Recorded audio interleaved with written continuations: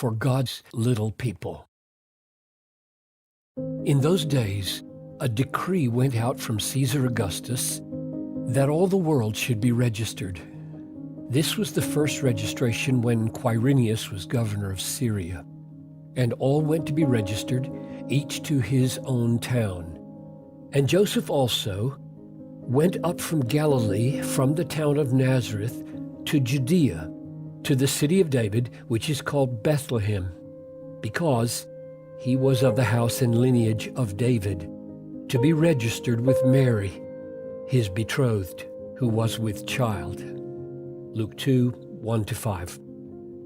Have you ever thought what an amazing thing it is that God ordained beforehand that the Messiah be born in Bethlehem, as the prophecy in Micah 5:2 shows, and that he so ordained things that when the time came, the Messiah's mother and legal father were living not in Bethlehem, but in Nazareth, and that in order to fulfill his word and bring two unheard of, insignificant little people to Bethlehem that first Christmas, God put it in the heart of Caesar Augustus that all the Roman world should be enrolled, each in his own town.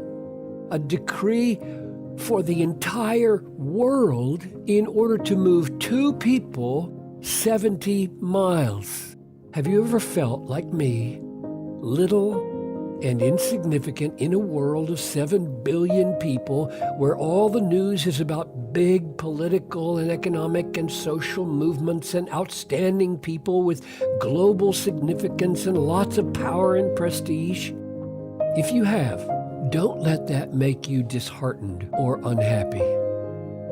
For it is implicit in Scripture that all the mammoth political forces and all the giant industrial complexes, without their even knowing it, are being guided by God, not for their own sake, but for the sake of God's little people.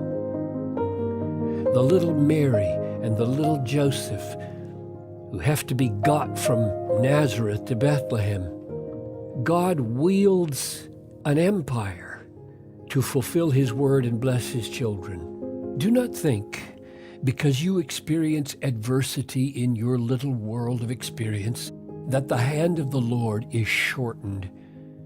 It is not our prosperity or our fame, but our holiness that he seeks with all his heart. And to that end, he rules the whole world.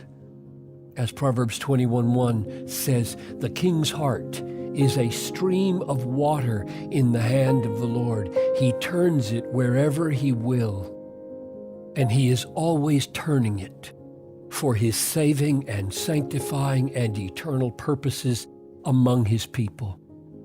He is a big God for little people.